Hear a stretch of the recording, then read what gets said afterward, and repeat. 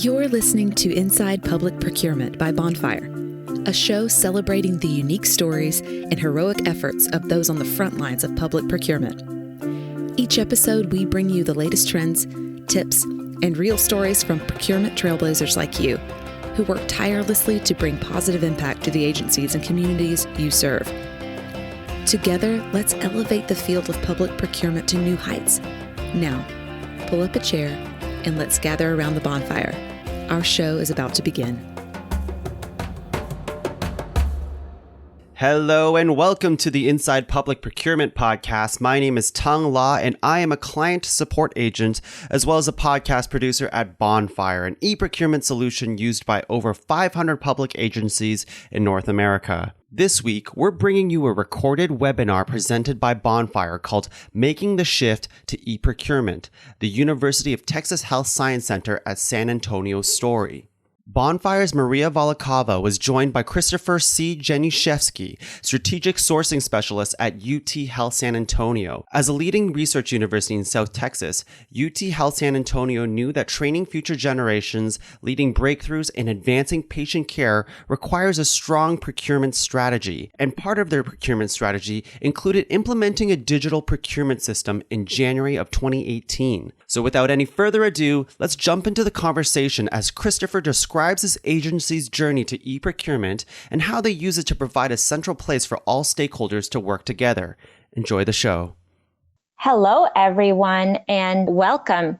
Thank you so much for taking the time to join us today for our webinar titled Making the Shift to E-Procurement. And we're so lucky to have UT Health San Antonio here with us today to share their experience with us. I also want to run you guys quickly through the agenda today. So what you can expect to hear from us is, first and foremost, we're going to talk a little bit about UT Health San Antonio, and we're going to discover their journey to e-procurement.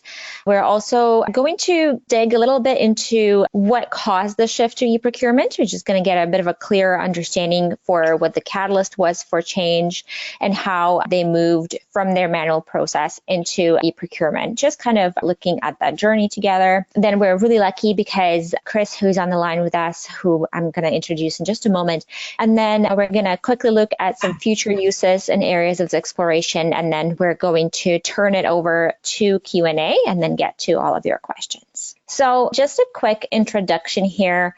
My name is Maria. I'm the moderator. Now, I must just make a little disclaimer. I am currently working from home, and I had a very stern conversation with my dog, and I told her that she has to be absolutely quiet, but she is a dash hound and she has a mind of her own. So if she does make a little noise, I apologize in advance. But I am so excited and so thankful to introduce Christopher, who is joining us from the University of Texas Health Science Center at San Antonio. And so he is the strategic sourcing specialist there, and he has over 20 years of experience working in the supply chain and sourcing industries. And Christopher brings a wealth of knowledge and leadership to organizations building strategic sourcing processes. So welcome, Chris, and thank you so much for joining us today. No problem. Thank you for having me.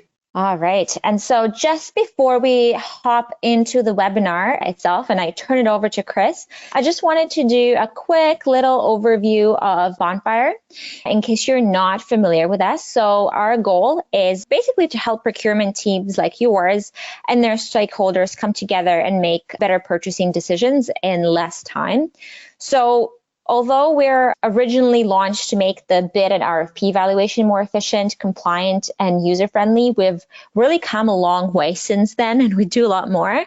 So we currently empower procurement teams to build better relationships with features that are purpose-built to foster stakeholder engagement and teamwork. So it's all about that collaboration and bringing people together throughout the procurement process. And on top of that, Bonfire is actually the only strategic sourcing software that allows clients to leverage industry insights, benchmarks, and data analysis to make proactive and informed decisions. So in other words, Bonfire does more than bring procurement online. It really elevates your procurement team from administrators to your strategic partners. So at this point, I'm really excited to hand it over to Chris at UT Health San Antonio. They've done an absolutely phenomenal job of digitizing as much of their process as they can, including one of the most sophisticated intake configurations use cases that we've seen. And they regularly use bid tables and questionnaires. They also utilize the public awards, though they don't always publish specific award details, just kind of the awarded vendor. But Chris is going to go into a lot more detail on that. And at this point, I'm going to go ahead and turn it over to you, Chris. Take it away. Once again, thank you very much for having me. I've been with the University of Texas Health Science Center now for a little bit over a year. Came on board January of last year, and I was brought on board to help develop the strategic sourcing department.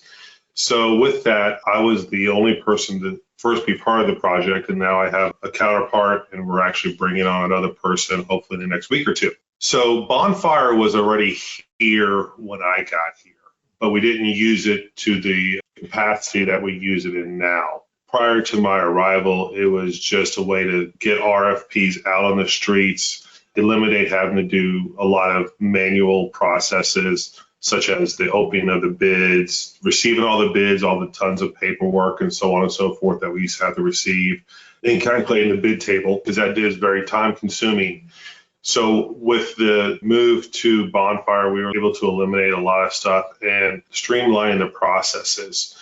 So right now, we have quite a few projects going on right now. We have 36 active projects currently in the works, and that's about normal for us. They range from, here we have after hours answering services to enterprise customer relations, which is going to be for our whole department. So we have quite a bit of stuff going on here because not only are we the university, we're also in the process of building a hospital. So there's a lot more stuff coming our way. That's awesome. And Chris, we actually have a question that came in that I think you and I can both answer. Are you okay if we take the question now? Sure. Awesome. So the question is, how does this work with government procurement websites like Alberta Purchasing Connection or Canada's federal site? So if it's okay, I'll take the kind of first stab at it because it's Canadian around Alberta. So I know that Alberta Purchasing Connection, for example, I think you're able to post your solicitations on there. In fact, I think you're required to do that. However, as Chris has shown us with Bonfire, you're able to kind of do a lot of the things that you're not able to do through Alberta Purchasing Connection. So I don't believe that you are able to actually receive submissions through there, whereas with Bonfire you can. And then, of course, I don't believe that you're able to do evaluations through Alberta Purchasing Connection, whereas in Bonfire, again, you can. So it kind of works hand in hand. So you can still post, of course, on the Alberta Purchasing Connection or, Canada's federal site, and then kind of direct your vendors to submit through the Bonfire platform. Now, I'm not sure, Chris, if where you are at, you have anything like that, like government procurement website, and kind of how do you handle that? We do. It's called the Electronic State Business Daily, which is ESBD. So one of the great things about working for a university and a hospital is we're exempt from a lot of stuff. Like you. Yeah. So I'm part of the UT Alliance, University of Texas. So we have locations all throughout Texas. So the ones that are universities like University of Texas at Austin or University of Texas, Dallas, Arlington, San Antonio, for example, they have to use the ESBD. Now, I do use the ESBD for RFQs and RFAs because we keep those totally separate because we don't do a lot of the RFAs. But in there, you are able to provide a link that, you basically what I do for those RFAs is I present a scope of work with a link to that website, which is not Bonfire, it's a different website. But you could provide a link to Bonfire if we went that route. If we posted them on the ESBDs, I could put a Bonfire link to allow people to go to it. Awesome. So hopefully that answers your question. Okay, so maybe now, Chris, if you don't mind, could you talk a little bit about future use and kind of areas of exploration that maybe you are hoping to get to with Bonfire? Yeah, definitely. The insights, we definitely want to start diving into the insights a lot more because as everyone knows, purchasing is the reason why nothing's being done. But one of the great tools about Insight, the Insight that is available on Bonfire, it actually shows where an RFP is held up. So for example, we go through the process of the intake form, we get the RFP going, and we're sending out approvals to these departments, asking them for input, and they're not replying. It will actually show that it's not purchasing, it's those departments that have dropped the ball on it. So we definitely want to dive more into insights for that, for the reports. Like I said earlier, right now I'm collecting all the spend on previous RFPs. So that way we can start getting some real definite numbers to show savings throughout the year over year. We do additional reports here outside of Bonfire that I do use, which is my personal cost savings, but those are different routes that we do. But there are so many different things in Bonfire. We're wanting to continuously improve with our usage of it.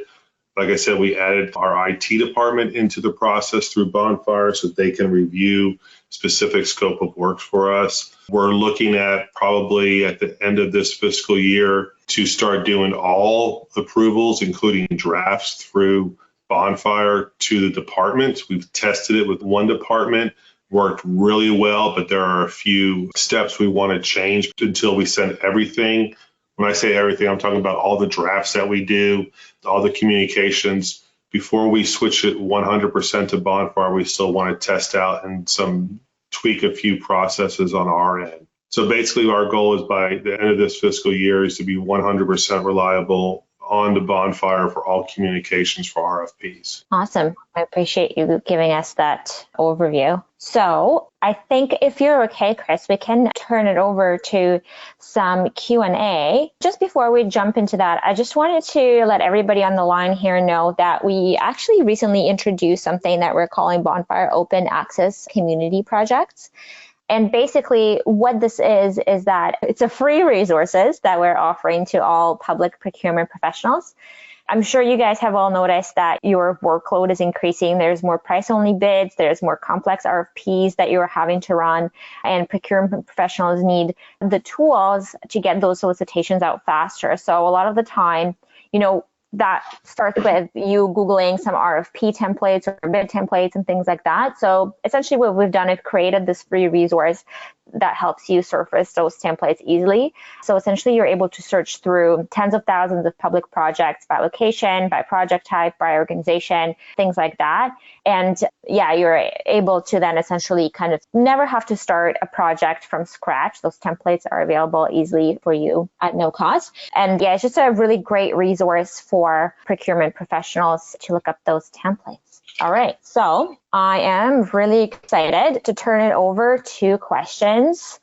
Okay, so Chris, I know that you mentioned that when you arrived in your current role, Bonfire was kind of already in place. Mm-hmm. Would you happen to know if UT Health San Antonio considered any other procurement platforms before going with Bonfire? And specifically, what kind of key things were you reviewing when you were kind of looking at those platforms? And again, I'm not sure if you can answer it because I understand you weren't there. Yes, I've talked to the lady who's kind of starting out the Bonfire process about this before today.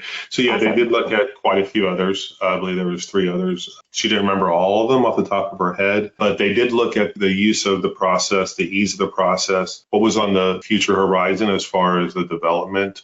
That was key because they were just starting off and they didn't want something that was too overwhelming, something that they could grow with, which is what we're doing with Bonfire as they continue to grow. We're continuing to grow our uses with it. Obviously, price was a big factor as well. That came down to it. And I probably have about 5 or 6 different phone calls with different universities throughout the United States concerning Bonfire and how we use it. So it's just, the cost, the use of the ease of use, the technology were the main things that went down into the decision to switch to Bonfire. Thanks for sharing that. And then next question we have is, what does the training process look like for your team when you kind of started with Bonfire? And did you experience any resistance? Yes, because the person who was running the show before I came on board, she worked in contracts. So she was able to do a lot more than what I could because of her title within the contracts department. So we've separated it. We have the RFP process and the cost savings strategic sourcing, which is myself and my counterpart, and that's it. But we're still involved with different departments, especially contracting. I'm sure it's the same everywhere we go. Contracting departments are very specific in the way that they do things. They don't like change, but they're open to change. So our department within our contracts. They were willing to make changes, but it wasn't the easiest. As far as training, I had the luxury of training my counterpart because he did not use Bonfire. They actually still did the old-fashioned way at the University of Texas, San Antonio. So I had developed some internal processes. And the best way that he learned, he told me, it was the same way I learned. He had my notes. He watched what I did for 2 projects. Then he did a project and I watched him, made suggestions, and then he was on his own. It also depends on the caliber of the person you're training, but it's very easy to pick up. It's extremely easy to use. It may look overwhelming, but it's really not. It's very user-friendly, in my opinion. Awesome. Thank you for sharing that, Chris. Okay, we have one more question here, and this one seems to be kind of a hot topic. We've had similar questions come up in some of the recent webinars that we've done, and it's around vendor diversity, Chris. And so the question is, do you have to manage DBEs or like vendor diversity fields? And if yes, kind of what does your process look like around that? So that'd be our hub, the historically underutilized vendors, or businesses, sorry. So we actually, each of the universities, because, hold on, let me backtrack. It's mandated by the state of Texas that we try to use hub. We have to send everything out for hub approval. So our internal process are, when I develop a scope of work and an RFP, I send that request to the hub coordinator that we have. She will review it. She will look for hub vendors, and she will provide me an email list of those hub vendors. We take the additional steps of using the vendor invite within Bonfire to look for additional hubs because she may not have them. They may not be registered within the state of Texas. They may be registered somewhere else. So we do that. We do have a hub form that every RFP proposer must fill out and submit back with their proposal. She reviews that, and that's reviewed before anything else is released to any other department. I don't even look at the RFP when it comes in until she's approved it. Once she's approved it, then we're able to release the RFP for evaluation to other departments. So it's a huge process for us. I don't manage the process because it's so huge. Every university has their own hub coordinator. So he or she is responsible to ensure that we're within hub compliance. It's so important for us. Awesome. Okay. So we have another question here, just reading it. So do suppliers have the ability to upload contract documents in the Bonfire system? Example, certificate of insurance. If so, can an approval workflow be added to those documents? The kind of short answer to that is yes. And Chris, I think you spoke a little bit about your specific experience when you kind of talked about contract management, but can you maybe just provide a little bit more color here around the question? Yeah, sure. I mean, we have the requested information that they have to provide with their RFP, but I was looking at some stuff earlier today before this call because I am doing a best and final offer, and I was going through their paperwork, and while I may have only had one item that you had to return, they returned 5 or 6 different items. So they can add additional items as long as you don't restrict it, which we don't because some people do their submissions differently. But yeah, you can definitely add contracts to it. Our contracts departments work outside of Bonfire because they're not comfortable working inside of Bonfire. I would like to get them to switch everything into Bonfire, but we're not there yet. I still have to work on that. But you can be able to do everything, including contracts within Bonfire. Those are all the questions that we have, Chris. Awesome. Thank you so much for answering those in such a thorough manner. You were in the hot seat for quite a while there, and you handled it really well. So I think I speak for everybody on the line when we say we really appreciate that. Do you have any closing thoughts you want to share, Chris? I'm a huge proponent of Bonfire. I think Bonfire is great. I'm sure that y'all will have other questions. Feel free to reach out to me through Bonfire. I can answer additional questions. I understand when you're in the shower or when you're about to fall asleep, a question may pop up. So just feel free to reach out to me. I'll be happy to answer any additional questions later on. Amazing. Thank you so much. And we are getting some comments in the Q&A box there, just thanking you for sharing your experience, Chris. So again, thank you everybody on the line for joining us and taking the time to attend our webinar today. Thank you, Chris, for sharing your experience with Bonfire, and we hope you found this helpful and enjoy the rest of your day. Thank you all. Procurement professionals like you are the lifeblood of public sector organizations, dedicated not only to supporting your agency, but the constituents you serve. That's why we've created the Inside Public Procurement podcast here at Bonfire, a unique place where you can share stories and discuss the topics that matter to public procurement pros. From digitization and the future of public procurement to ensuring a fair and transparent process, we're all about finding new strategies to help your agency succeed. Join us at gobonfire.com to learn more. You've been listening to Inside Public Procurement by Bonfire. If you like what you've heard, make sure to subscribe so you never miss an episode. And if you have an idea for an episode or want to come on as a guest, email us at hello@gobonfire.com. Thanks for tuning in. We'll see you next time.